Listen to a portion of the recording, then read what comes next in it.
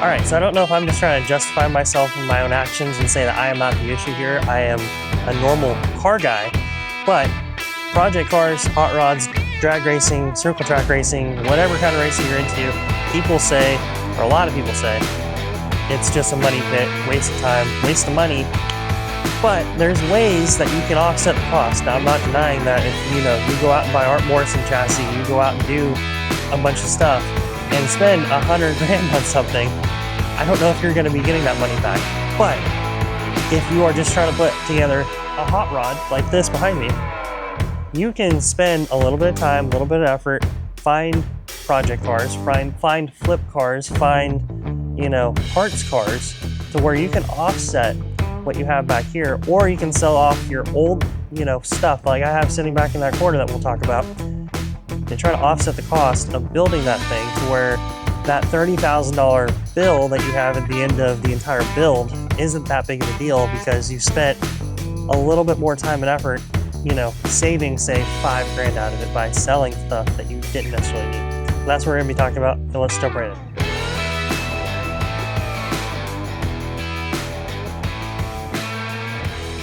All right, so the first thing that we're going to discuss and go over is the parts that come out of your car. And these can be a multitude of different things. These can literally be gauges, they can be a steering wheel, they can be anything that's OEM or a hot rod parts that you're not going to be using. So for instance, you got a 350 in your car, in your truck that has Vortex heads, you're going aluminum, you don't need those Vortex, you can sell them for a couple $100, make your money back immediately. Same can be said for transmissions, rear ends, the complete engine, even radiators and stuff like that. You can sell that stuff and make money off of them. Now, we're not talking about thousands of dollars here unless you found something like a 409, a numbers matching engine that you don't need and you can just ship it off. We're talking about say like a radiator for $40. We're talking about a carburetor for $60. We're talking about an intake for $100. We're talking about things like that. But that nickel and dime stuff makes it to where when you buy your HEI, when you buy your set of heads, it's not nearly as big of an ouch. And when you start looking at the whole numbers on your entire build, you're not completely killing yourself over the whole thing. And I'm going to talk about that with all the engines that are sitting in front of me right here. For instance, there is a 302 sitting there. There's a 351 we just bought right there. There is a 230 straight 6 right here and a 283 right there with multitudes of heads and other blocks that I'm not even going to get into, all scattered around here.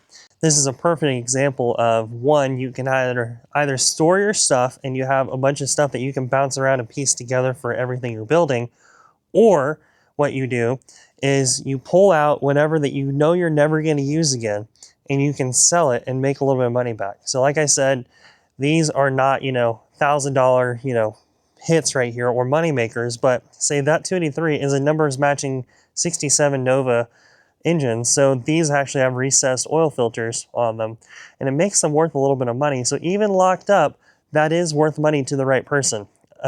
Same can be said for this 230 straight 6 right here. These are very popular for the 50s and 40s lowriders, hot rod Chevys, things like that. So like there's a 48 Chevy Fleetline, a 52 Chevy. Guys love these because they look period correct. You can do a little bit of hot rod stuff to them. They look cool. They're not a small block Chevy.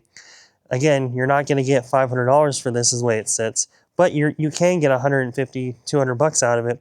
So if you bought a car for say $1,000, $1,500, that automatically takes 10% of your budget back into it. And same can be said for the transmissions that came off of both of these. They're both Power Glides. I sold the one off of this one for $240. We sold the one off of this one yesterday, in fact, for $160. And I can probably put on eBay all these trick heat shield stuff for the straight 6 to the Power Glide stuff and probably make even if it's $20, some guy will probably want that stuff because it's the old school hot rod stuff for him. Same can be said if you wanted to just sell that valve cover. You could sell it for $20, $30. You can media blast it, sand it down. You can probably sell it. Same can be said for that intake right here. Even though it is a 1-barrel cast iron intake, some guy might want that. So that's kind of one of those things where it's like, even though it might be junk to you, it's not necessarily junk to someone else, and someone may want it. Same can be said for just any small block Chevy heads, old nasty trim pieces, people can redo them, especially, and I'll kind of get to it with the Nova wagons. There's things that sometimes are super hard to find. And if you're building a race car or something like that, you don't want to deal with trim. You don't want to deal with spending thousands of dollars on that stuff. You just want basically a hot rod that'll go fast. And you don't care about, say, window trim. You don't care about, your drip rail trim. But some guy that's restoring one of those cars absolutely does. And that's kind of one thing that you need to kind of pay attention to and not just throw it all away. Because, steering wheels, stuff like that, they're actually worth money. There's even trim pieces on door panels that people want. I mean, it's just crazy what things are. And so when you watch, even like overhauling, when they're throwing everything away, you're kind of like, oh my gosh, because people probably want that stuff. So you're currently sitting on my 1967 Chevy Nova that I've had since I was 14. My family bought this from the original owner, and we've done a lot to this car. And this car may not be the perfect example of this simply because there's a lot of numbers matching pieces that I've kept on this car. But saying that, we've also sold stuff off of it. I've sold stuff off the wagons that we have behind us. And I've also bought and sold project cars or parts cars for this car that we ended up making money off of. So for example, the brakes on this 67 Nova, they came off a 64 Skylark that I bought the brakes for. So I had a 64 Skylark given to me when I was in high school and loved that car. We were going to do a 24 hours Lemons, realized I was going to be like 20 grand to do. Was going to turn it into a big block bracket car. COVID hit, and I made the conclusion I can sell all that stuff, put the parts that I have on that car into the Nova because it's all the same parts basically for brakes, disc brakes, stuff like that. And I can use that money to go into the Nova. So what we ended up doing, that engine that was in that car is in my dad's Nova. My dad's 350 that was in his Nova is now the parts. It's a block sitting back there, but that was in my car for 6 or 7 years. All the brakes, like I said, are now on this car today. That transmission was sold with it. But I mean, we took everything that we wanted out of that car and we ended up selling it. And that money went into putting heads together for this car. It went into doing the rear end, went into doing a bunch of really important stuff that I needed to get done. Because at that point, this car was still a 273 one-legger car, had, camel hump heads that had a few little issues with them. They got ported. They got new valve guides put in them. They got new valves. They got a lot of really good stuff in them. The rear end got an Eaton posi, had 355s at the time. We put axles and stuff in it, all really good stuff. And I put shocks in the back of this car with a fuel tank. All stuff that wouldn't have happened as a broke high school kid if I didn't get that car. And now we're going to talk about more fun stuff and why parts cars specifically are in and of themselves great investments for you, and they're worth more than what you think they're probably worth. Now, we're not going to be talking about this one because this is a project car completely, and I bought a parts car for it specifically. But this one up here, this junky piece of junk that you would, assume is probably only worth scrap. We bought it for $600. And I don't know the exact numbers, but we've probably made close to $2 grand off this one, not including selling the engine because we used the engine out of it and we're going to be using the axles and we haven't scrapped it yet. So we ended up gutting the entire interior, selling the entire interior out of it. We've sold the transmission, transfer case. We could have sold more parts off it, but we could have sold the wheels off it. We're going to be keeping some of that stuff, but basically made this thing free to own. And we also have a good engine with it. So kind of an example as far as, perfect example of buying some junk thing. If you want to keep a couple parts off it, you sell the rest of it and then scrap it. And now that car disappears and you just made money and you have a free engine sitting there. It's perfect. This is like car guy economics. Another perfect example is this 67 Nova wagon back here. And that Nova wagon I bought for $650 out in South Carolina. It is very rusty. It is very bad. I'll kind of walk around it real quick for you. But I'll tell you what it is. This is where that 283 came from. This is where that Power Glide that I sold for $240 came from. So automatically this thing's, we're into this thing, 410 doll hairs. It also has factory window tint because it was an AC car. It was a factory power steering car. It is a factory rear sway bar, has a rally clock, and it being a V8 car means we have factory V8 motor mounts now. We have a bunch of really good stuff that came with this car. Oh, and it was electric power window rear tailgate, which is a complete pain in the butt. But for someone, it might be worth something. The biggest deal with this guy right here is this trim right here. For the wagons, you cannot find these parts, which is exactly what we're talking about. Project cars like this, like wagons, weird A-bodies, weird non-main big three, like say Oldsmobile, Pontiac, you know, Buick, Lincoln. There's different companies out there. There's some Chrysler stuff, I think, but like AMC, they don't make parts for them. Like for this, for example, wagons, they make the entire front clip because that's still Nova. From the front to the rear door, they make some of that stuff. They make some door panel interior pieces. They make some of that stuff. But the back glass, that stuff back there, they don't make that stuff. So you either have to have someone make it for you, or you just have to figure it out. And that's what this car's for. And that trim, that window trim, the rally clocks that I was talking about, they don't make that stuff. So you have to figure out what they don't make and try to find cars that do. And a lot of times, the guys that are selling these either don't care or they don't know what's actually in them. And you can get them for pretty cheap. Like that one, I had to drive 5 hours for. Totally worth it. Because now, I mean, we have a $400 car sitting there basically that I basically have, at this point, between just that trim and the rally clock, I mean, I've made my money off of it because if I sold that stuff, it's probably worth $1,000 between the two-ish. So, I mean, I've made my money off it. If I wanted to sell that tailgate, I could sell the tailgate. If I wanted to sell all the parts off it, I could. What I'm probably going to end up doing, and if anyone's interested in it, once this wagon is pretty much complete, I may end up working on trying to sell that one if someone wants it.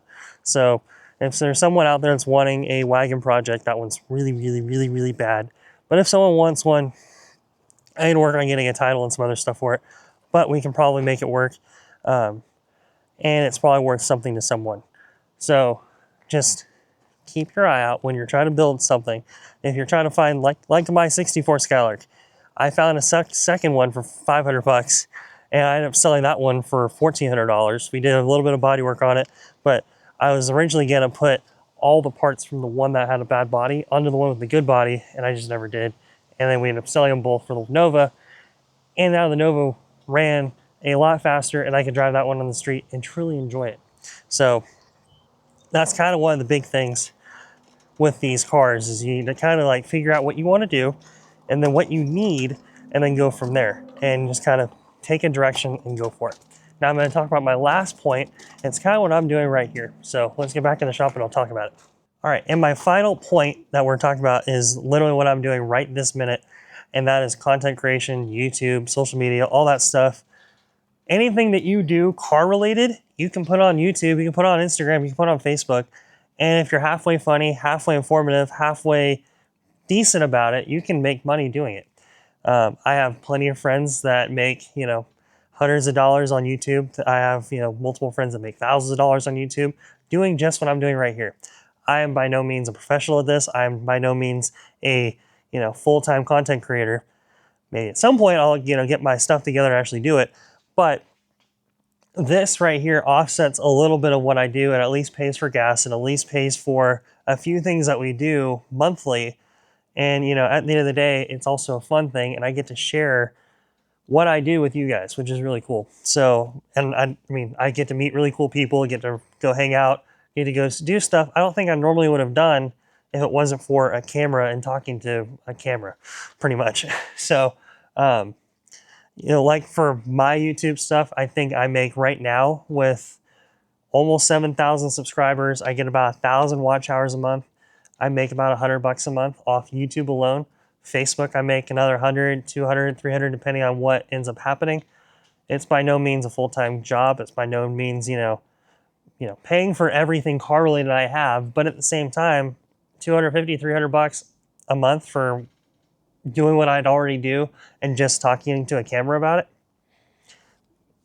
I mean, I don't know where else you can do something like that, where you're actually having fun, enjoying what you're doing, and then make a little bit of money on the top. So just takes a little bit of time, a little bit of effort, and you can use this guy right here.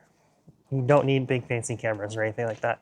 The camera that you're watching this on is a $500 camera I found on eBay. So, and by all means, you know, between the, you know, parts car flipping, you know, project cars, selling parts off cars, the YouTube, the content creation stuff, by all means, that doesn't, you know, make it to where we can, you know, just afford buying a $10,000 crate motor. But at the same time, it does afford the ability to where when I go get my crank from the machine shop today, all the money I have from that is from flipping parts, doing that kind of stuff. And it doesn't actually, you know, affect my 9 to 5 money. So it's my play money. It's the stuff that we, you know, it's in my, you know, it's in my dirty sock drawer. It's just the money that I have to go and do the parts stuff. So by no means is this, you know, full-time job. You can turn into a full-time job if you really want to, but it all helps. It all smoothens out a little bit. It helps lighten the load.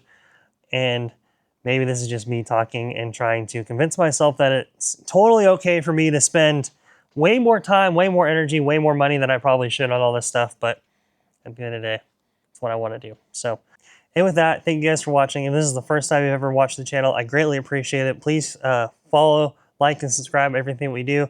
Comment if there's any kind of thing I left out. If you're working on a project, comment it down below. I'd love to hear about what your projects are. I'll try to get back to everyone if they do. And with that, I'm going to get back to work. I'm going to try to film another update video so that if you're curious about what all we're doing in the shop, we'll have an update for that very soon.